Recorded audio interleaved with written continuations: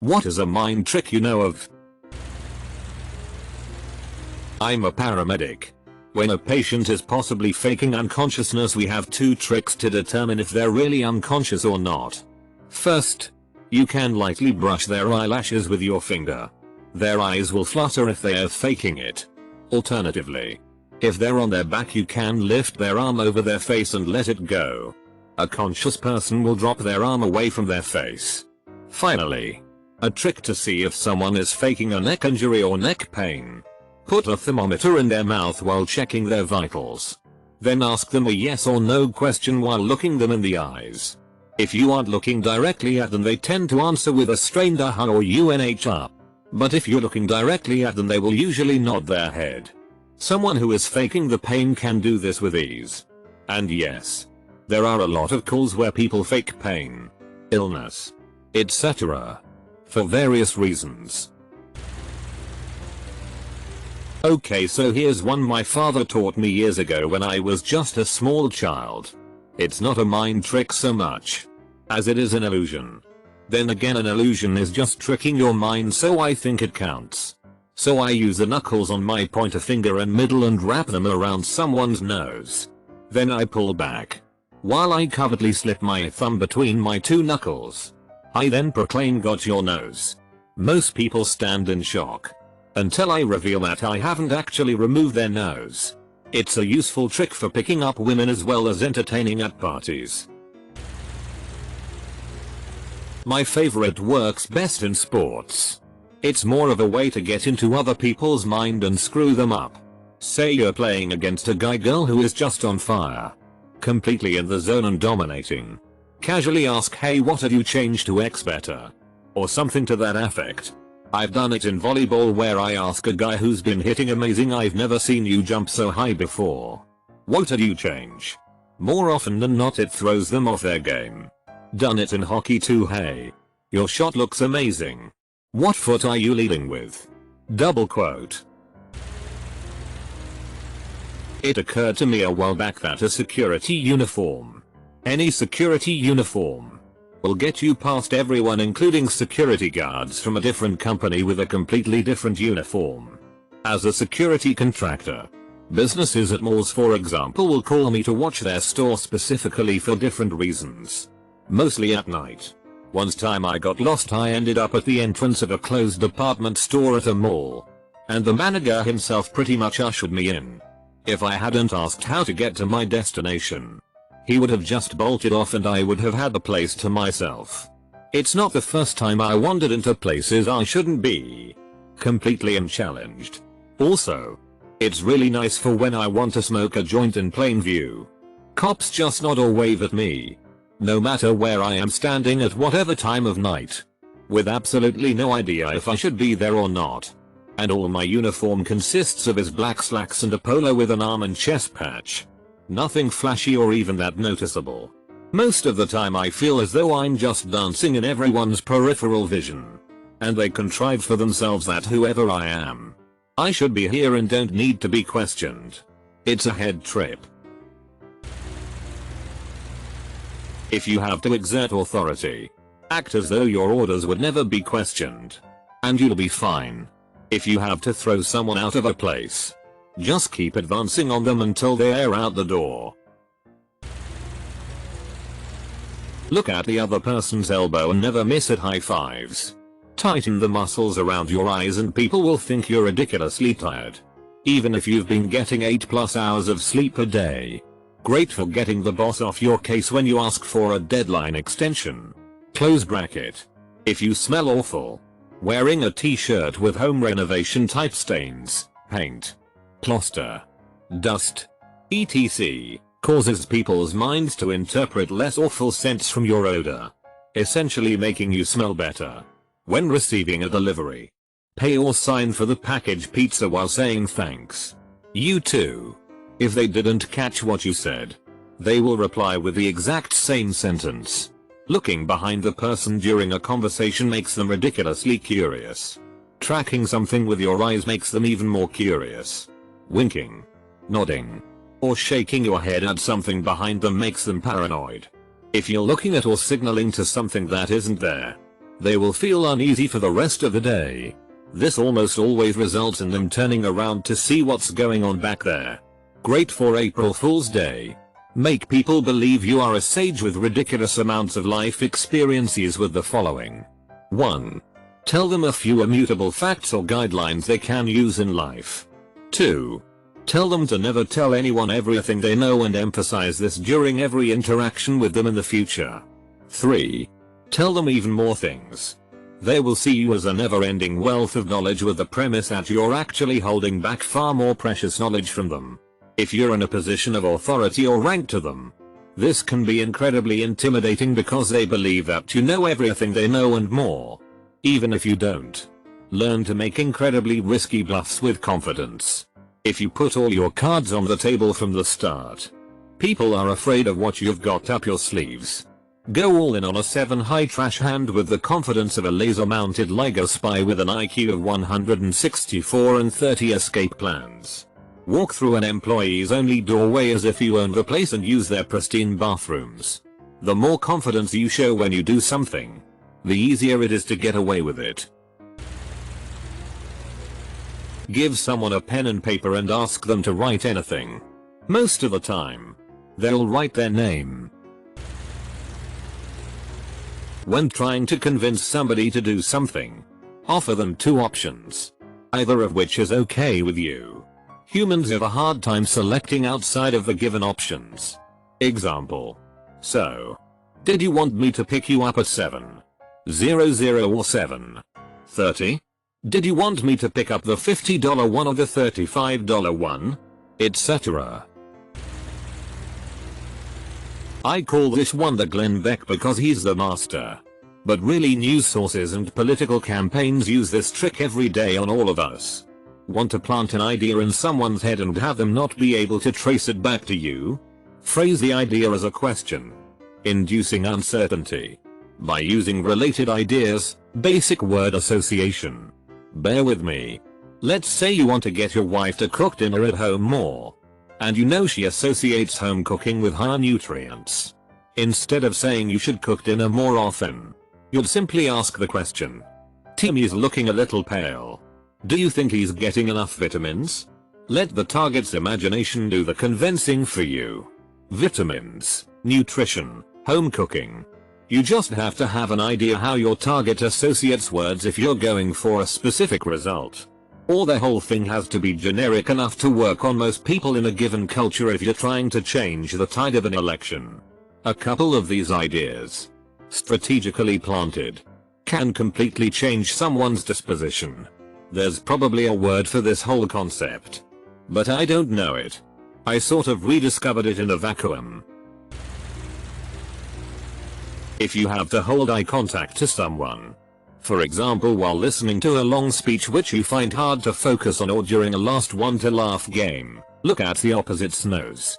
You don't have actual eye contact, but it seems like, thus you can avoid feelings you may have while staring into someone's eyes.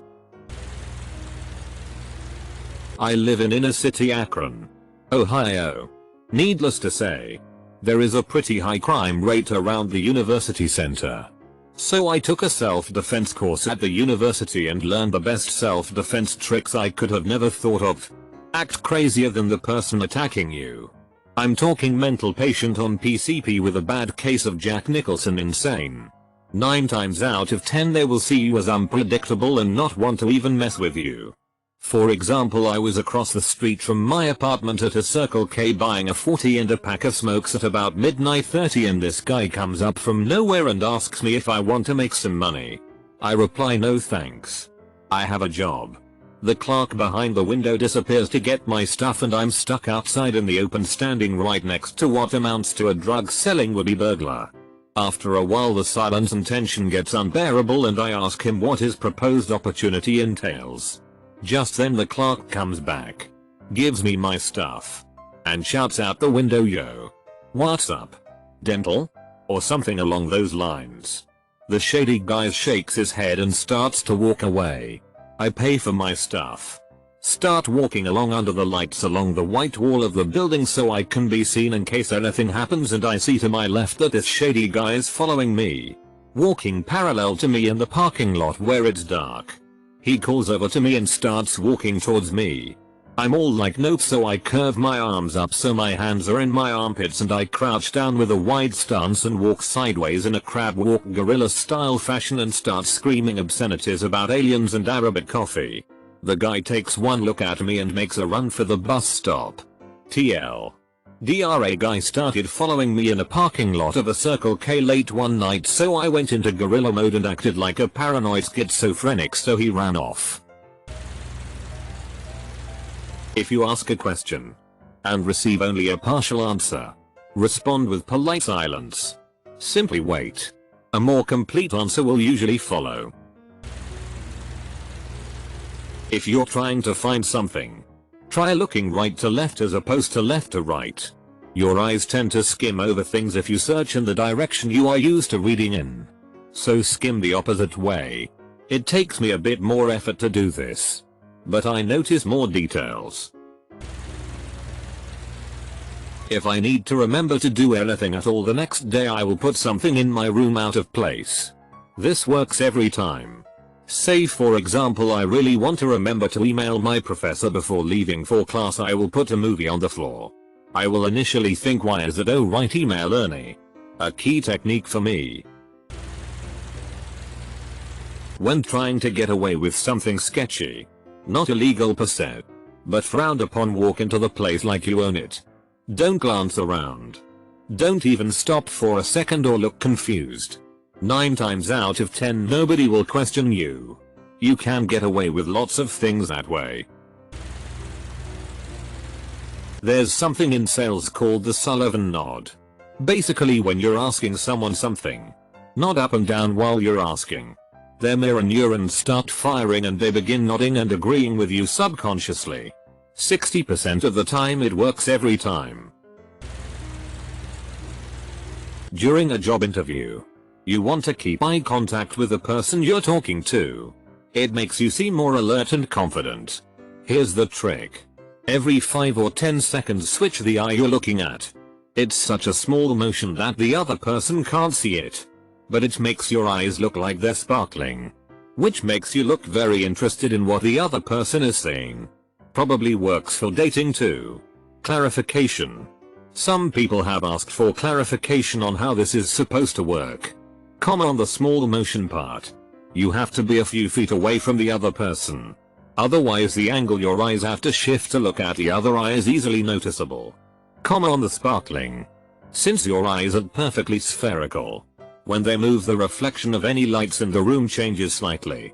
If the movement is small enough, all the other person sees is the light's reflection moving on your eye, thus sparkling. Disclaimer. Apparently some people can tell what you're doing and find it very annoying.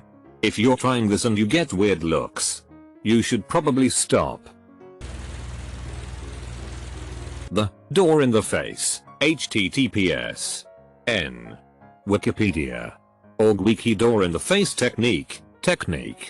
The general idea is that you ask someone for a huge favor which you're relatively confident they'll say no to. Then you ask them for a small favor. Subjects who initially refuse the huge favor have a much higher compliance rate on the small favor than if you just ask directly for the small favor or if you present both at once. If they end up saying yes to the huge favor, that's also good. Have someone lay on their back on the ground and hold their legs straight up, so their body is making a 90-degree angle. Have them close their eyes and relax their body completely. Hold that position for about 60 seconds. Then very slowly start lowering their legs towards the ground. It's critical they keep their eyes closed and ask them to tell you to stop when they feel their legs are about to hit the ground. They will always say stop way before it hits the ground. And then you say, well now I'm going to drop your legs through the floor, and keep lowering their legs down onto the ground slowly. It feels really weird and always works, but I guess it's more of a mind-body trick. The blood drains out of their legs and with their eyes closed they can't get a good read on where their legs are. If you're in a crowded social group, restaurant, bar, party etc., and you want to know if someone is checking you out, try this. Turn sideways from them, They will be either 90 degrees right or left of you. Then very obviously, look at your watch, even if you don't wear one. Lift your wrist, then point at your watch and nod thoughtfully. Overacting is perfectly acceptable. If they are keeping tabs on you, even peripherally, they will have a sudden urge to know the time and will either look at their own watch, cell phone, or casually look at the various obvious places where someone would put a clock. Edit. So yawning seems to be another method. However, do you think the world's most interesting man would more likely be seen yawning or looking at his watch in a social setting? Not really a mind trick. But if you have confidence in what you are saying and can back it up with false facts, you can get people to do almost anything. The old "it's not what you say, but how you say it" double quote. Occasionally, as a joke, I'll give out some factual info on any given subject, completely serious and deadpan in delivery. For example, I once told some college classmates who were discussing the rising cost of tuition that I had been selling my organs, liver, kidneys, to help pay my tuition and that my next sale would be the left ventricle of my heart. I didn't hesitate in delivering the info. Didn't wink or smile. They believed it. Isn't it odd that the human mind doesn't register the fact that "the" was used twice each time in this sentence? Edit. I'm bloated with comment karma right now. It's great that you guys like the mind trick. This is probably silly, but you know that thing where if you repeat a word enough it loses its meaning? Well, I've convinced myself that there is some kind of similar thing going on with pain. If I'm in pain, if I focus 100% on the pain and block out everything else, the pain kind of loses its meaning. I still feel it, but it's no longer pain. It's just what is. Edit. To clarify, I'm not claiming I could endure surgery without anesthesia or torture or anything. But if I've stubbed a toe or cut myself or something like that, it works fairly well. I used to play table tennis with this clever bitch when I was 12. And she used to say that she could throw me off my game just by thinking about the same thing that I was thinking about. And I was all like, "You fucking reckon, bitch?" And started thinking about strawberries. And not at all about table tennis. She beat me a shameful amount. I discovered this one from my mother. Actually, if you're out and about and come across hooligans or other ne'er-do-wells, that might be up to something, such as smashing things up, who might well become confrontational. You need to approach them and ask for a light. All the time. As you walk up, they'll be ready for a fight. When they realize that you, as a sole person, has approached them as a group and asked something innocuous and unrelated to their activities, they will very likely give you the timelight that you asked for. Then shuffle off with a bemused feeling. I'm not advocating that you should go out and try it, but only if you might have to pass by an incident going on where they notice you and you don't want any trouble. Of the 3 times in my life that I have been in this situation, it has always worked. 1. Look me in the eyes. Do not break my gaze. 2. Tell me what you had for lunch 3 days ago. The person probably can't remember. It's a lot harder to access that memory without moving the eyes. Heck, I couldn't tell you what I ate an hour ago without some serious thought. If someone is intent on fighting you, I mean, physically ready to knock your teeth in, try the following. Start off by calmly removing your shirt. Make it seem like you're preparing for the fight of your life. But don't stop there. Keep removing other articles of clothing. Don't laugh or smile. And with any luck they'll be gone before you're completely nude. Naked angry gay chicken. And if they don't? I call this one the Glenn Beck because he's the master. But really, news sources and political campaigns use this trick every day on all of us. Want to plant an idea in someone's head and have them not be able to trace it back to you? Phrase the idea as a question. Inducing uncertainty. By using related ideas, basic word association. Bear with me. Let's say you want to get your wife to cook dinner at home more. And you know she associates home cooking with higher nutrients. Instead of saying you should cook dinner more often, you'd simply ask the question. Timmy's looking a little pale. Do you think he's getting enough vitamins? Let the target's imagination do the convincing for you. Vitamins, nutrition, home cooking. You just have to have an idea how your target associates words if you're going for a specific result. Or the whole thing has to be generic enough to work on most people in a given culture if you're trying to change the tide of an election. A couple of these ideas, strategically planted, can completely change someone's disposition. There's probably a word for this whole concept, but I don't know it. I sort of rediscovered it in a vacuum. If you have to hold eye contact to someone, for example while listening to a long speech which you find hard to focus on, or during a last one to laugh game, look at the opposite's nose. You don't have actual eye contact, but it seems like, thus you can avoid feelings you may have while staring into someone's eyes. The spot between their eyes usually works well too. Here's mine. You know how every damn store wants to tell you about their members card. If you say no, they continue onward with their scripted lines. Just say no. Thank you. They never continue after that. If I'm having a conversation with two people A and B, and I for some reason want person speaking A to focus look at person B rather than at me, I'll just look at person B. Person A will almost always start looking at person B instead. Read it somewhere. And it works. Try it. If you are at a bar and need a table for you and your friends, go find a table with girls only. Sit down and try flirting with them. They usually leave and you have a table O.